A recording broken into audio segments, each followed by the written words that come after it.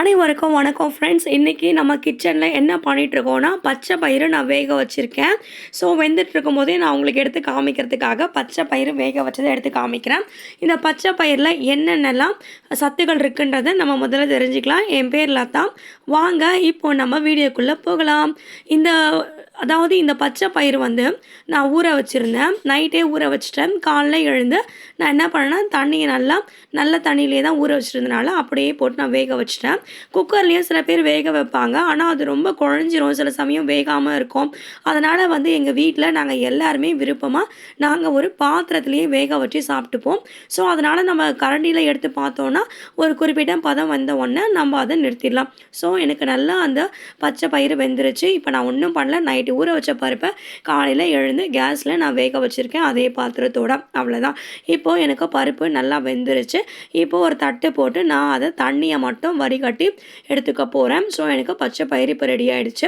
இந்த பச்சை பயிரில் புரதம், நார்ச்சத்து, விட்டமின், அயன், மெக்னீஷியம், பொட்டாசியம், அப்பப்பா எவ்வளோ ஒரு சத்துக்கள் இருக்குது. செரிமானம் இந்த மாதிரி பிரச்சனைகள் சரி பண்ணுது. கல்லீரல் அதை குணப்படுத்துது.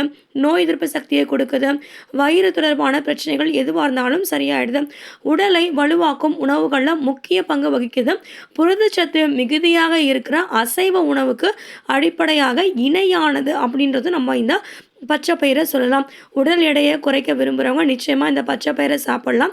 சுவையான ஸ்நாக்ஸ் முதல் சத்தான உணவுகள் வர நிறைய சாலட்டு கூட இந்த பச்சை பயிரை பயன்படுத்தி செய்துட்டு தான் வந்துட்டு இருந்தாங்க. இன்றைக்கி நாம் இந்த பச்சை பயிறு நம்மளுடைய கிச்சனில் இன்றைக்கி நம்ம சமைச்சிட்ருக்கோம். ஸோ எண்ணெய் அதிகமாக சேர்க்காத ஒரு சொட்டு எண்ணெய் விட்டு 2 கடுகு, காஞ்ச மிளகாய், கொஞ்சம் பெருங்காயத்தூள் போட்டு கருவேப்பிலை, கொத்தமல்லி போட்டு நம்ம இப்போ தாளிக்க போகிறோம். சிட்டிங்க உப்பு போட்டால் போதும். உப்பை நிறைய எடுத்து போட்டுறக்கூடாது. எனக்கு காரம் வேண்டான்றதுனால நான் காஞ்ச மிளகாய் மட்டும் நான் போடல. உங்களுக்கு பச்சை மிளகாய் வேணும்னாலும் போட்டுக்கலாம், காஞ்ச மிளகாய் வேணும்னாலும் நீங்கள் போட்டுக்கலாம். ஸோ ரொம்ப சிம்பிளான ஒரு பச்சை பயிறு நம்ம இப்போ சுண்டல் செஞ்சுருக்கோம். இந்த சுண்டல் அசைவத்துக்கு இணையான சத்துக்கள் நிறைந்த ஒரு சிறப்பான ஒரு பச்சை பயிறு சுண்டல் தான். ஸோ எவ்வளோ சத்துக்கள் இருக்குதுன்னு பாருங்கள். புரதம், நார்ச்சத்து, விட்டமின்ஸு, அயனு, மெக்னீஷியம், பொட்டாசியம் நிறைய இருக்குது.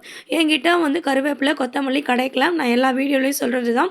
எனக்கு காய்கறி நான் எப்போ வாங்குறேனோ அப்போ மட்டும்தான் எனக்கு கொடுப்பாங்க. ஸோ நாங்கள் ஒரு வாரத்துக்கு தேவையான காய் வாங்கிட்டு வருவோம். எனக்கு கருவேப்பிலை, கொத்தமல்லி முதல் 2 நாளைக்கு தான் வரும். அதுக்கப்புறம் எனக்கு வராது. ஸோ எல்லாமே மறக்காமல் தயவு செஞ்சு கருவேப்பிலை, கொத்தமல்லி போட்டு நீங்கள் இறக்குங்க. சாப்பாடு கடைசியாக ஃபினிஷிங் அதுதான். நம்ம குழம்பாக இருக்கட்டும், துவையலாக இருக்கட்டும், எதுவாக இருந்தாலும் கடைசியாக நாம் இந்த மாதிரி சுண்டலாக இருந்தால் கூட நாம் கொத்தமல்லி கடைசியாக கருவேப்பிலை தூவி இறக்கிட்டோன்னா அவ்வளோ ஒரு மனமாக இருக்கும். கடைசியாக நீங்கள் பெருங்காயத்தூளையும் சேர்த்துருங்க. ஃப்ரெண்ட்ஸ், இன்னொரு டிஷ்ஷஸோடு சத்தான ஆரோக்கியமான உணவோடு சந்திக்கிறோம். டாட்டா, பாய் பாய், டேக் கேர். லதா ஃப்ரெண்ட்ஸ்.